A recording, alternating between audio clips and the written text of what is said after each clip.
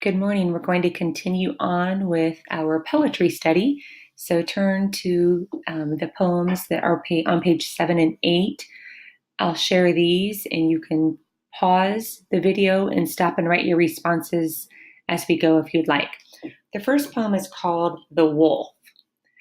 When the pale moon hides and the wild wind wails, and over the treetops the night hawk sails, the gray wolf sits on the world's far rim and howls, and it seems to comfort him.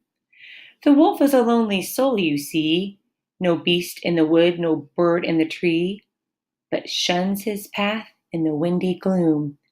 They give him plenty and plenty of room. So he sits with his long, lean face to the sky, watching the ragged clouds go by.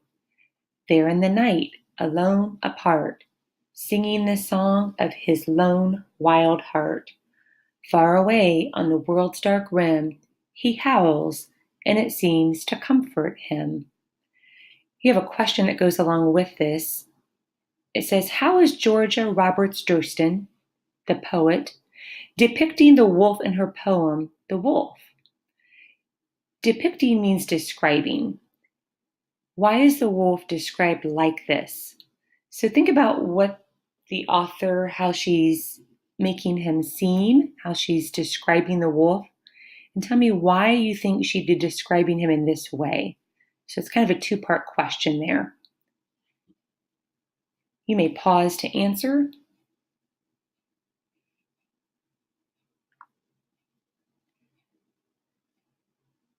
Now on to poem number 8, When All the World is Full of Snow. Today we have snow out there. Don't you like to look outside and see the snow and think how fresh and everything it looks? This poem fits nicely with today.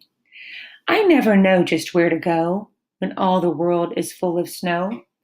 I do not want to make a track, not even to the shed and back.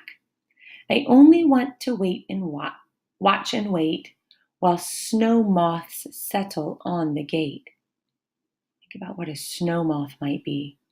And swarming frost flakes fill the trees with billions of albino bees. I only want myself to be as silent as a winter tree, to hear the swirling stillness grow when all the world is full of snow. We've talked about similes and metaphors this year, and a metaphor is when you are describing something without using like or as, you're just saying it is something. Look at your question here. It says, what are albino bees when all the world is full of snow? So go back and read this stanza here and think about what the albino bees are in this poem. What kind of metaphor do you think Bodecker used in this poem? You may pause to answer.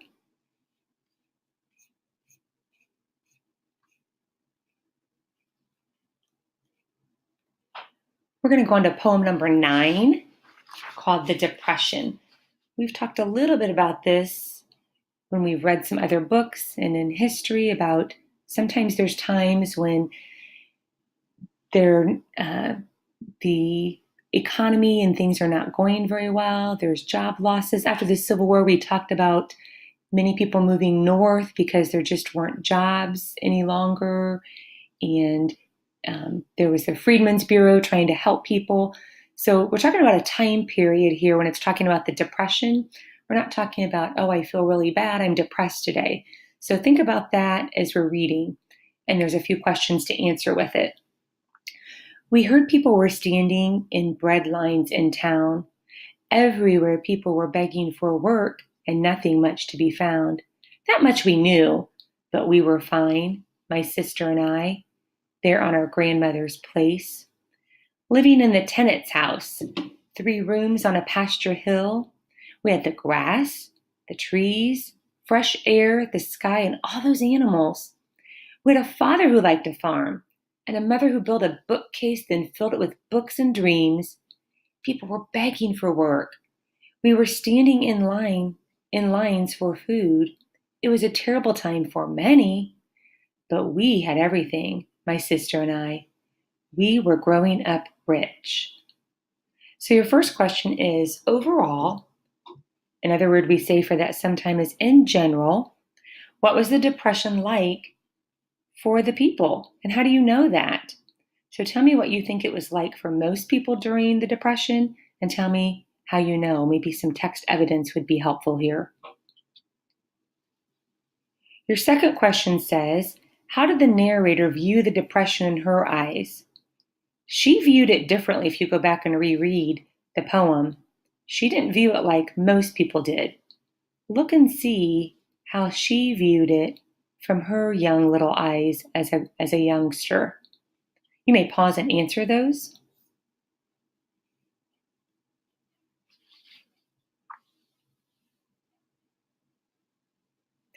This next poem is called Martin Luther King, and there's no questions with it, but it goes timely with the stories we read a few weeks ago about the civil rights and when we talked about Martin Luther King Day. Martin Luther King, because he took a stand for peace and dreamed that he would find a way to spend equality to all of humankind. Because he hated violence and fought with words, not guns, he won a timely victory as one of freedom's sons.